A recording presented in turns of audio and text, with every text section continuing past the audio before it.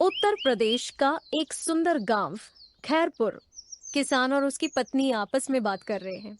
ओ महुआ, तूने फिर सुना वो रात वाली चीख? हाँ श्यामू, रात के ठीक 12 बजे जैसे कोई औरत चीख रही हो। रूह कांप गई मेरी। अरे, ये सब गांव के बूढ़े बरगद वाले भूत की कहानी है। तू भी मानने लगी? नहीं श्यामू, लेकिन आजकल जो हो रहा है वो कुछ और ही कहता है। पिछले महीने के 4 लोग उसी पेड़ के पास मरे मिले हैं। हाँ, ये बात सही है। और सबकी गर्दन टूटी हुई थी, जैसे किसी ने तोड़ी हो। गांव की पंचायत। अगले दिन। गांव वालों, अब बहुत हो गया। बरगद के पास अब कोई नहीं जाएगा, वो जगह शापित है। लेकिन मुखिया जी, हमें असली कारण जानना होगा। ऐसे डर के मारे हम कब तक छिपते रहेंगे? बेटा, डर की वजह असली है। बरगद का वो भूत कोई मामूली आत्मा नहीं, वो है ठाकुर भैरव सिंह की आत्मा। ठाकुर भैरव सिंह? वो तो 50 साल पहले मारा गया था ना? हाँ, और कैसे मरा वो भी एक रहस्य है। लेकिन मरने से पहले उसने कसम खाई थी, जो भी मेरी जमीन छुएगा मैं उसका खून पी जाऊंगा। 50 साल पहले का समय। यह बरगद मेरी जागीर की निशानी है। कोई इसे काटेगा या पास आएगा तो उसकी जान ले लूंगा। ठाकुर साहब, पेड़ में से बदबू आ रही है, इसमें कुछ है। खामोश, ये पेड़ मेरी ताकत है, और अब ये पेड़ मेरी मौत के बाद भी मेरी ताकत बना रहेगा। और उसी रात ठाकुर को किसी ने उसी बरगद के नीचे मरा हुआ पाया, गला कटा हुआ और आंखें खुली हुई थीं। लेकिन अगर कोई ठाकुर को मार सकता है तो उसके भूत से भी निपटा जा सकता है। आसान नहीं है बेटा। इस भूत को मारने के लिए किसी ऐसे आदमी की जरूरत है जो निडर हो और जिसे गांव की जमीन की सच्चाई पता हो। अगले दिन रमाकांत अपनी दोस्त शालिनी के साथ। रमाकांत, ये भूत की बातें मुझे नहीं जमती। मुझे लगता है ये किसी इंसान का काम है।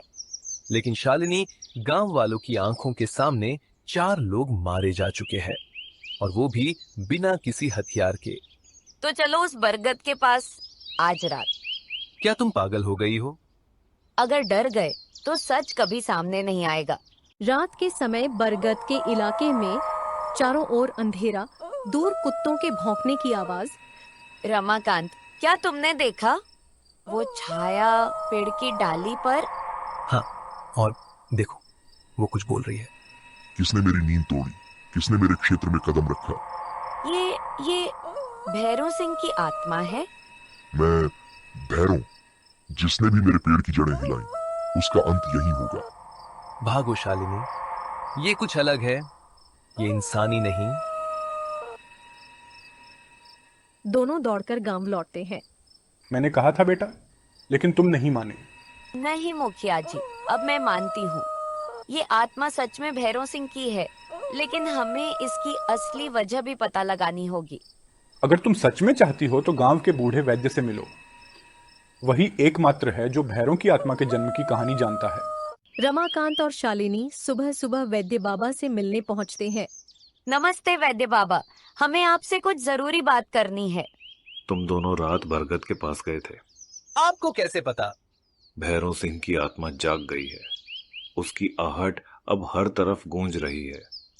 मैंने हवा में उसकी गंध महसूस की। बाबा, आप सच बताइए, ठाकुर की आत्मा क्यों नहीं शांत हुई? ऐसा क्या हुआ था 50 साल पहले? बैठो, तुम्हें पूरी कहानी सुनाता हूँ। वर्ष 1975, गांव खैरपुर। ठाकुर भैरव सिंह जमींदार था, बेहद क्रूर, गांव वालों की जमीन छीनता, औरतों पर अत्याचार करता। ठाकुर साहब, मेरी जमीन मत लीजिए, मेरे बच्चों का पेट उसी से भरता है। तू मेरे खिलाफ बोलेगी? तुझे सबक सिखाना पड़ेगा। और उस रात गांव के 4 नौजवानों ने मिलकर उसे रोकने का फैसला किया। क्या उन्हीं लोगों ने ठाकुर की हत्या की? हाँ, लेकिन उसका खून बरगद की जड़ पर गिरा और बरगद ने उसकी आत्मा को समेट लिया। तो ये पेड़ उसकी कब्र बन गया? हाँ, और जब भी कोई उसकी जमीन या पेड़ को छूने की कोशिश करता है, वो आत्मा जाग जाती है। वैद्य बाबा की बात माननी चाहिए। हमें वो पुराना तांत्रिक बुलाना होगा जिसने पहले भी आत्माओं को शांति दी थी। क्या वो अब भी जीवित है? सुना है वो बंगाल के जंगलों में रहता है, पर उसे बुलाने का मतलब है आत्मा को सीधी चुनौती देना। और यही हमें करना होगा। रमाकांत, शालिनी और 2 अन्य गांव वाले वीरू और बबलू बंगाल के जंगल की ओर निकलते हैं। रमाकांत भाई, ये रास्ता सही है ना? 2 घंटे से जंगल ही खत्म नहीं हो रहा। वैद्य बाबा ने कहा था नदी के किनारे वाला झोपड़ा वहीं मिलेगा बाबा त्रिनाथ। धीरे धीरे वे उस झोपड़ी तक पहुंचते हैं। बाबा त्रिनाथ, हम आपकी मदद लेने आए हैं। तुम लोग खैरपुर से हो। बरगद की आत्मा फिर जागी है ना? हाँ बाबा, अब वो निर्दोषों की जान लेने लगी है। वापस गांव में रात का समय बरगद के नीचे यज्ञ की तैयारी। ओम त्र्यंबकम यजामहे, आत्मा को शांति दो। बरगद कांपता है, हवा तेज होती है, भूत प्रकट होता है। मैं भैरव सिंह, मेरी मौत का बदला अभी बाकी है, कोई नहीं बचेगा। तेरी शक्ति तुझे अपने पापों के कारण मिली है, पर अब समय है अंत का। मैं तुझे किसी को भी नुकसान नहीं पहुंचाने दूंगा। नहीं, मुझे चैन नहीं मिलेगा जब तक उन चारों का खून न बहा दूं। कौन चार? जिन लोगों ने मुझे मारा, उनके वंशज। मुखिया जी, अब तो साफ है, भूत अब सिर्फ निर्दोष नहीं मार रहा, वो बदला ले रहा है। लेकिन 50 साल पहले ठाकुर को किसने मारा था, ये तो किसी को नहीं पता था।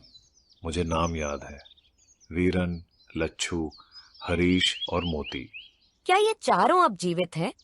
नहीं, लेकिन उनके बेटे बेटियां गांव में हैं। मतलब भूत अब उन्हें मारना चाहता है?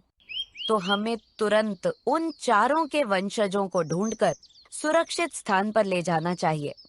रमाकांत और शालिनी पहले वीरन के बेटे धनीराम को ढूंढते हैं। रमाकांत और शालिनी धनीराम के पास आते हैं। अरे नहीं भैया, मुझे मत ले जाओ, मैंने क्या बिगाड़ा है? भूत तुझे नहीं, तेरे खून को पहचानता है। चलो हमारे साथ तांत्रिक बाबा के पास। रात गांव के मंदिर में चारों वंशज छिपाए गए। मैंने सुरक्षा मंत्र पढ़ दिए हैं। जब तक ये चारों मंदिर के अंदर हैं, आत्मा कुछ नहीं कर सकती। अचानक आसमान में काले बादल छा जाते हैं और बिजली चमकने लगते हैं। ये क्या हो रहा है? मैं सब जानता हूँ, तुम मुझसे मेरे बदले का हक नहीं छीन सकते। तेरे कर्मों का अंत अब निश्चित है। तुझे इस धरती से मुक्त होना होगा, और ये 4 निर्दोष हैं। इनके बाप दादाओं ने मुझे जिंदा जलाया था, मेरे शरीर को बरगद के नीचे गाड़ा। वीरन, लच्छू, हरीश और मोती ठाकुर को रस्सियों से बांधते हैं। चिल्ला रहा होता है, छोड़ दो, मैं माफी मांगता हूँ। तूने कितनों को जिंदा जलाया, अब तेरी बारी है। वो उसे बरगद की जड़ के नीचे गड्ढे में दबाकर जलती लकड़ियां डाल देते हैं। मैं लौटूंगा, तुम सबके खून से प्यास बुझाऊंगा। हे भगवान, मतलब वो सच में जिंदा जलाया गया था? हाँ, और तभी उसकी आत्मा इतनी क्रोधित और असंतुलित है। क्या हम कोई समझौता नहीं कर सकते? नहीं, या तो बदला या विनाश।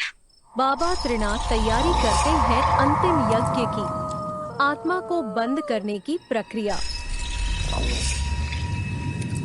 सब लोग घेरा बना लो, अब जो होने वाला है उसमें बहुत ताकत लगेगी। शंखनाद होता है, अग्नि प्रज्वलित होती है, मंत्रों की गूंज से भूत चीखने लगता है। मेरे बदले, मेरे शाप, मुझे मत रोको। मंत्र सुनकर ठाकुर की आत्मा धीरे धीरे कमजोर होने लगती है। बाबा, तेज कीजिए मंत्र। बाबा त्रिनाथ अंतिम मंत्र बोलते हैं। एक तेज धमाका होता है। क्या ये मेरा अंत है? नहीं, ये तुम्हारा मोक्ष है।